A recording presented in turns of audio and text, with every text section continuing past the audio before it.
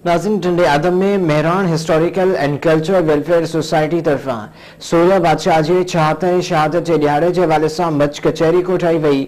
वधीक तफ़सीलन लाइ पेश आहे टंडे आदम में रियाज़ संजरानी जी ये रिपोर्ट। सिंध की सरजमीन ते खोड़सार मुड़स मथेरन जन्म वरतो है, जिन पंहिंजे रत सां हिन सिंध धरती की ज़मीन के रेजियो है, जिन पंहिंजे वतन की हिफ़ाज़त लाइ जानन जा नज़राना ॾेई धरती जो घाट ऊंचो कयो आहे।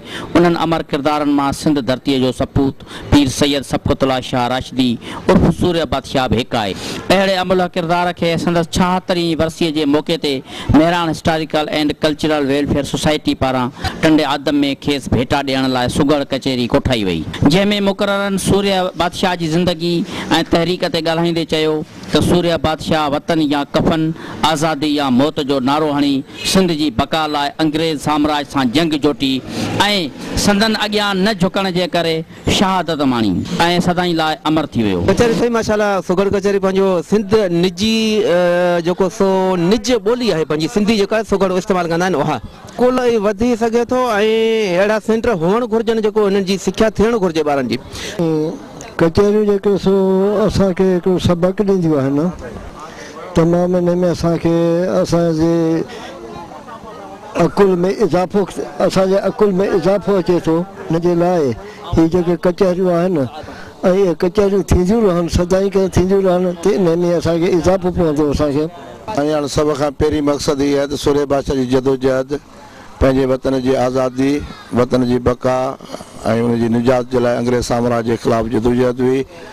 उनखे ख़राज तहसीन पेश करणु असांजी ज़िम्मेवारी आहे।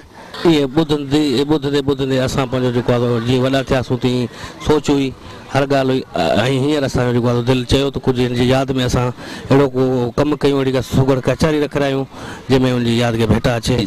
सूर्या बादशाह के कुर्बानिन के इक़्तिदार धड़न पारां नज़र अंदाज करण ऐं सांगड़ जे तारीख़ी मागन ऐं क़ौमी असासन ते थियल कब्ज़न जी सख़्त लफ़्ज़न में मुज़म्मत कंदे अक्सरियत राय सां करारदाद मंजूर कंदे मुतालबा किया हर साल तारीख़ी किरदार सूर्या बादशाह की शहादत वारे दिहाड़े ते सिंध में आम मोकल कई वञे।